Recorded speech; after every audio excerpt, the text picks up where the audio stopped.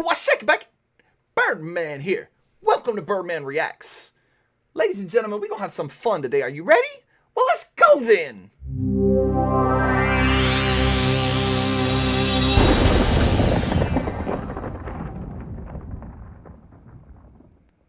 Yes, y'all. Today, ladies and gentlemen, is another episode of Birdman Reacts, and we are going to do something a little different. Now, every episode of Birdman Reacts is going to be a little different, though, so eventually I'm just going to have to stop saying that. Let's just dig right into it. Today, we are going to watch Ww1 Oversimplified. Yes, that's right. We are getting into history now. This is going to be a lot of fun. I'm excited about it. And there are two parts to this, part 1 and part 2. It's animated, oversimplified history of different things. And this episode is going to be Ww1. So, ladies and gentlemen, this should be very, very cool. I'm hearing good things about this. I haven't watched any of these oversimplified videos before. So, this will be a first. And at this point, there's really only one thing left to do. Freddie, I'm gonna need them headphones, bud. You get them back in a minute. Freddie Mercury in the house, ladies and gentlemen. He is the real star here.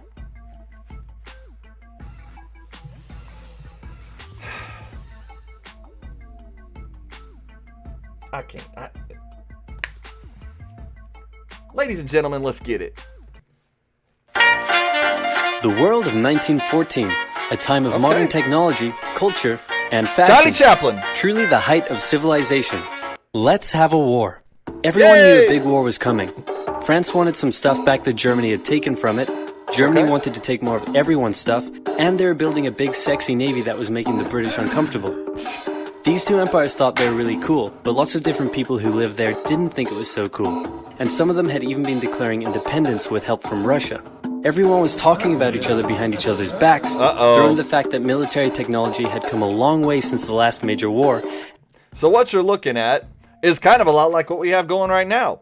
We got people, we got countries who think they're amazing. The people in there don't think they're amazing. You've got other countries that are helping other countries. And everybody just talking a bunch of trash to each other. It's like, your people don't even like you. We got to help them out. And then they're like, what are you talking about? Our people love it here. We're amazing. And it just goes back and forth. And eventually you got problems. And suddenly everyone was pretty eager to beat each other up. In this area of Austria-Hungary live some Serbs and Bosnians who hated living in Austria-Hungary. So the Austro-Hungarian Archduke Franz Ferdinand goes there for a nice drive in an open-top car with his car's route published in advance. And that went just about as well as you'd expect. Some assassins were waiting for him along the way and threw bombs at his car, but they missed and blew up some officers behind him instead. So the Archduke goes into hiding, leaves Sarajevo, and the whole war never happens. Except no, the Archduke doesn't leave, but instead goes back out in the open-top car to visit the injured officers in hospital. The driver takes a wrong turn and by sheer coincidence gets stuck beside one of the failed assassins, who shoots him. Austria... Bro, you are the leader of a country full of people who hate you. Why are you going out in an open-top car? At all. Why are you going out at all? You're going to get died. You're going to get died. And that's what happened. They tried to blow you up with a bomb, bro. Why didn't you? You needed to go. Instead, you're just going to be like, hey, you know, it's cool. I'm just going to go back to everybody. Go back right in front of everybody else. I'm good. Nothing's going to happen to me. Austria-Hungary is understandably pissed about all this, and they think the Serbian government had something to do with it, which they might have. So they go to their ally Germany and say, hey Germany, we're going to declare war on Serbia, and Germany is all for that. So Austria-Hungary send a big list of impossible demands to Serbia, and when Serbia refuses, they declare war. Hey! Austria-Hungary and Germany are friends, and Serbia is protected by Russia, who's friends with France, so they'll declare war on each other. Montenegro joins in too. France and Britain also have a kind of alliance. So when France says, hey Britain, you got my back? Britain is like, maybe? And then they decide to stay out of it, which is great for Germany because Germany has a plan. They know that Russia is so big and clumsy that it will take them a while to get ready for war.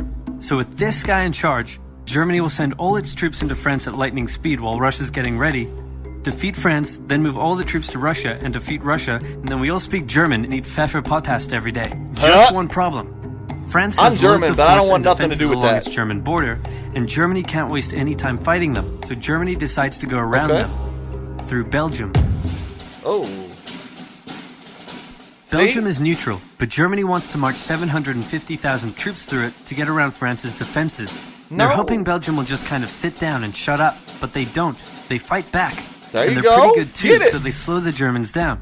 What's worse is that Britain shows up, and they're pretty pissed that Germany's invading neutral countries. Damn it, So now Germany. Britain declares war on Germany. There you go. So Germany push on through Belgium and commit some atrocities along the way. They also wear spikes and sometimes skulls on their uniform. So if you're trying to not look like the bad guys, good job. The Allies have a propaganda extravaganza, and this starts having an influence around the world, notably in America. The US President Woodrow Wilson sees himself as a bit of a Jesus figure, and spends most of the war trying to get everyone to just hug it out. But there's also a large population of ethnic Germans living in the United States, and when the war first broke out, they were like, yay Germany. But now that they're committing atrocities in Belgium, they're less enthusiastic. Yep. Let's play Spot the French Soldier. Okay. Did you see him?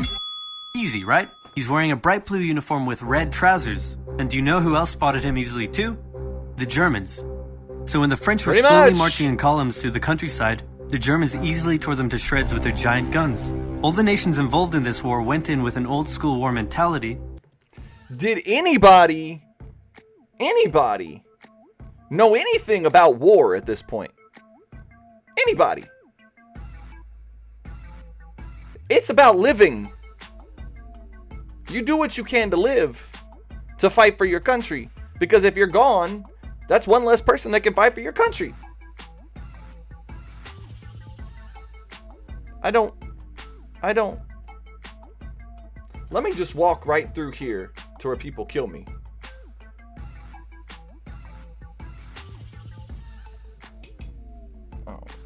And all of them had to update their uniforms and tactics a lot during the Great War. Because this war was going to be like nothing anyone had ever seen before. That's true. Russia's ready for war, Ding and dong. way earlier than expected. Uh-oh. The Austria-Hungary, can you get on top of that? Oh yeah, sure, we've got this. No, you don't. So Germany has to send some troops back to the east to defend against the Russians. And now The chief you're of having staff of the trouble Austro-Hungarian over army here. is this guy, and although he is handsome, he turns out not to be the best military strategist. Austria-Hungary constantly No way. ignores Germany's advice, and then comes running back to Germany whenever they get in trouble. Austria-Hungary even gets its ass kicked by tiny Serbia, who repels all their invasion attempts at the start of the war. It's Get better him, news for Serbia. Germany in the north, though, where they almost completely wipe out the Russian Second Army. Back on the Western Front, the Germans continue advancing and are in sight of Paris. At this point, anyone would be forgiven for thinking the Germans were going to get that quick victory after all. But then things start to go wrong. The French commander-in-chief knew something had to be done, and he ordered his armies to stop retreating. In the resulting battle, a gap opened up in the German lines. If a gap opens up, the enemy can use it to flank you from the side and behind. So the German armies have to retreat. There the you Allies go. use a counterattack, so the Germans dig into defensive positions. The Allies do the same. Digging Then a trench. both sides move north, trying Old to school, outflank y'all. each other Old along the school. way. When they reach the sea, they're in a stalemate with trench systems running the whole way from the coast to Switzerland. The beginning of trench warfare on the Western Front. Wow. Here's how trench warfare works. Two opposing lines of trenches with no man's land in between. One side would pummel the other with hundreds of thousands of artillery shells, sometimes for days at a time. This had a huge psychological effect on the soldiers, leaving many shell-shocked. You can't do anything. Like, trench warfare is insane because you're stuck there. You can do nothing except for sit there and listen to people dying all day, every day. Gunshots constantly, friends dying. If you stand up, you're dead. It's wow. Then the attacking troops would leave their trenches and rush across no man's land, a muddy wet mass of shell craters and barbed wire. The defending trench would unleash machine gun fire on the attackers, inflicting thousands of casualties. The attackers would send wave after wave until either they gave up or the opposing trench was finally overrun. There would be months of fighting and the deaths of thousands in order to gain a few meters or kilometers of land. Jeez. Living in the trenches was hard work too. Corpses, mud that could Thousands swallow you whole, of dead pools people of poisonous for a water, few meters rats, of land. disease, The smell. It's insane that millions of soldiers put up with these conditions, and commanders ordered them to do so for years. Horrible, horrible way of fighting war. Oh, okay. Dig right in. Oversimplified. Part 2, World War With I. both sides stuck in a hard stalemate, they knew this war wasn't going to be about taking territory, but about simply wearing each other down. Yeah. The Allies had plenty of men to expend from its overseas Especially with trench dominions. warfare. And the British also started a naval blockade, so Germany couldn't import stuff, like food. Neither side really wanted a long, grueling war, though, so they both thought of ways to break the deadlock on the Western Front. Idea number 1, new frontiers. When the war first broke out, Australia was quick to take German New Guinea. The Allies also quickly jumped on Germany's colonies in Africa, and particularly in German East Africa. This was locals really were a enlisted as world soldiers war. and carriers Everybody. by both sides, leading to a tragic loss of life for the native Africans. Some new combatants entered the war as well. The Allies' new friends were Italy and Japan. Japan was busy building itself an empire, so it was more than happy to take away German islands and colonies in East Asia. Italy actually had an alliance with Germany and Austria-Hungary before the war, but after some tense relations, and then the Allies promising to give them some of Austria-Hungary's stuff, they switched sides. Okay, I'm gonna hang with Italy y'all. opened up a front in the mountains here, but like everyone else, they were stuck in Y'all are stalemate my for most of the friends. war. The Central Powers' new friend was a struggling empire in the Middle East. The Ottomans... The Ottoman were divided on whether to actually join the war or not, since they had been exhausted by the recent Balkan Wars. Some of the politicians who did want to join went off on their own and fired some shells at Russia. And then came back and said, whoops, looks like we're at war now. The Ottoman entry into the war was... Be like, hey, I don't care what you think. I'm just going to go ahead and do this. Because they are just putting their foot up and saying, hey, here we are. Now they're going to come at us, so now we got to do something about it. That's the kind of person you don't want in the house. They don't care what you think. They're going to do whatever they have to do to get what they want. Sounds like a teenager. The Ottoman Empire was a bunch of teenagers. Okay.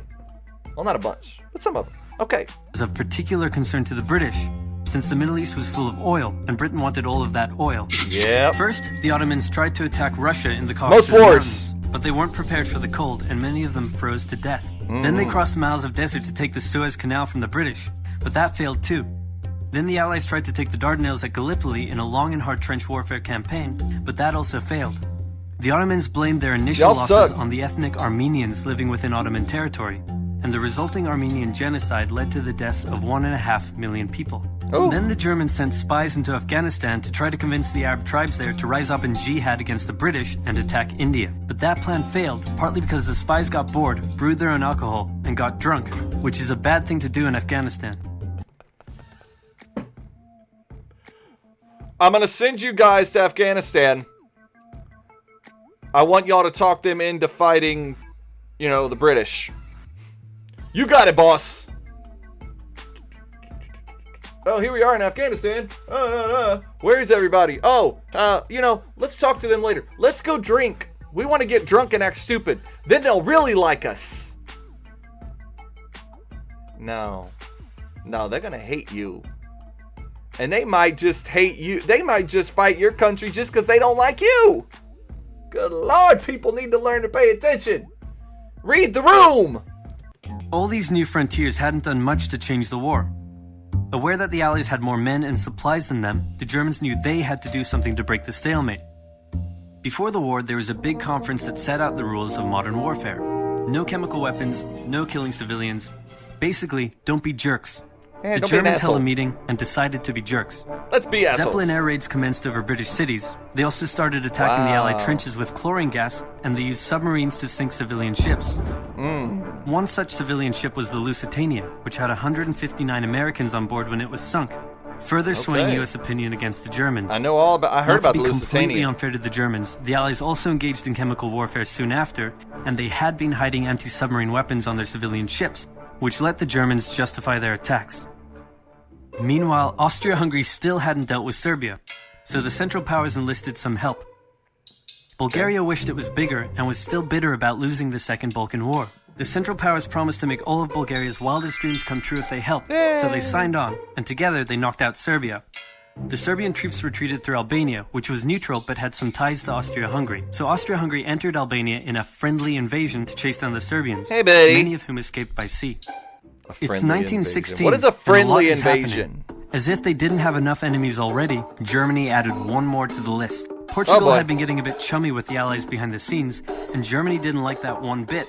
Around the same time, the only sea battle of the war happened. Both sides had a new powerful class of battleships called dreadnoughts, but they were so expensive to build that neither side wanted to risk losing them in a battle. So they kept them in port, except for one time when they had a big fight and a bunch of them got damaged, so they didn't try that again.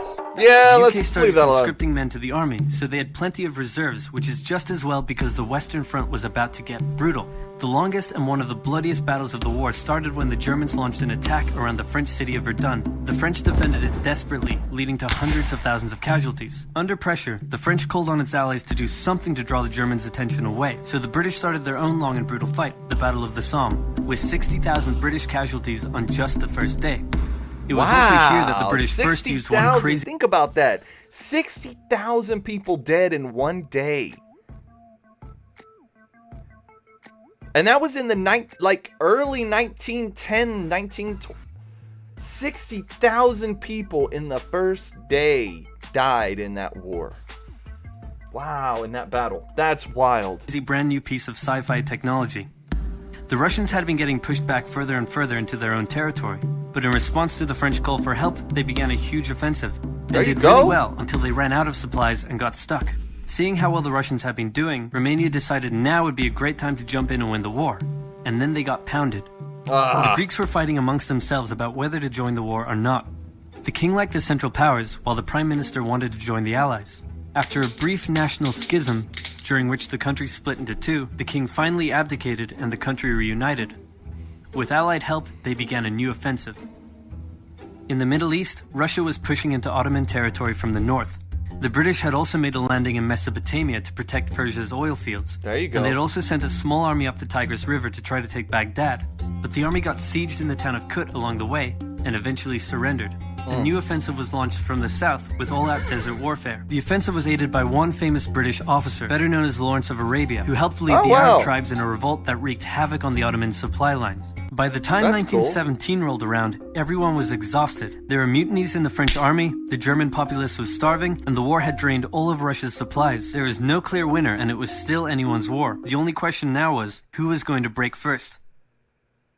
And the answer was Russia. Tired of not eating, and mad that a crazy magic homeless guy was calling some of the shots, there was an uprising in Petrograd complete with riots and strikes. The riots turned into a full-scale revolution, and a new government overthrew the Tsar. Then a few months later, the Bolsheviks overthrew the new government, and they pulled Russia out of the war. This was great news for Germany, who now only had to focus on the Western Front. But there was still one problem. The pesky United States of America was looking increasingly like it was going to join the war. America had been selling supplies to the Allies throughout the war and was getting super rich off the back of it, meaning it was in fantastic shape and was dangerous to the Germans.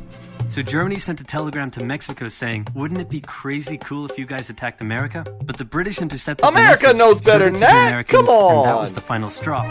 American troops began shipping out to Europe. This was terrible news for Germany. Mexico knows better than that. Was to force France and the UK to surrender before the fresh American troops arrived. It was now or never, so they started one final attack. They converged their troops and hit hard at the Somme and pushed the Allies back. They hit a second time further north, then again and again. With each hit, the Germans were spending more and more resources, while the Allies were getting better and better at repelling their attacks. By the fifth punch, the Allies held the line and even pushed back. With American troops now arriving in larger numbers, the Allies launched a counterattack, and that was it. It's on. The Central Powers were being pushed back on all fronts.